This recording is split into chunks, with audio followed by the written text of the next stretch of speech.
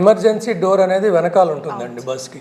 Emergency door ఉన్నప్పుడు ఏదన్నా alarming situation వచ్చినప్పుడు అందరూ కలిసి, అంటే ఒకటేసారి ప్యాసింజర్ రావాలంటే కొందరు ఫ్రంట్ నార్మల్ డోర్ నుంచి వెళ్తారు, కొందరు ఎస్కేప్ అవ్వాలంటే ఎమర్జెన్సీ డోర్ నుంచి వెళ్ళాలి.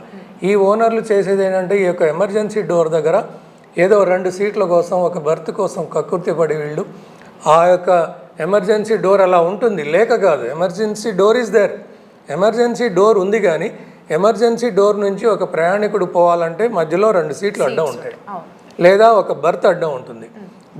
ఈ హర్డిల్ని క్రాస్ చేసుకొని ఆయన ఆ డోర్ ఓపెన్ చేసుకొని బయటికి వెళ్ళాలంటే ఆ టైంలో జరగాల్సినంత డ్యామేజ్ జరిగిపోతుందండి. అందుకే అటువంటి మేము మెయిన్గా ఎన్కౌంటర్ చేసాము, సీజ్ చేసాము.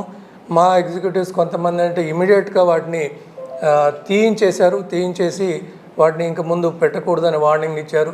అదే రకంగా ఫ్రంట్ సైడ్ నుంచి మనం నార్మల్ ఎగ్జిట్ డోర్లో వచ్చేటప్పుడు కూడా డ్రైవర్కి పైన ఒక సెకండ్ డ్రైవర్ పడుకోవడం కోసం ఒక బర్త్ లాంటిది క్రియేట్ చేసుకుంటారు. ఈ బర్త్ లాంటిది పెట్టుకున్నప్పుడు దాని ఇటు పక్క హెడ్ కానీ లెగ్ పార్ట్ కానీ ఇది వచ్చేసి మనం మెయిన్ డోర్ అంటే ప్యాసింజర్ కంపార్ట్మెంట్ నుంచి మనం బయటకు వెళ్ళేటప్పుడు ఈ డోరు దానికి తట్టుకుంటుంది అనమాట, ఆయన పడుకొని ఉంటే.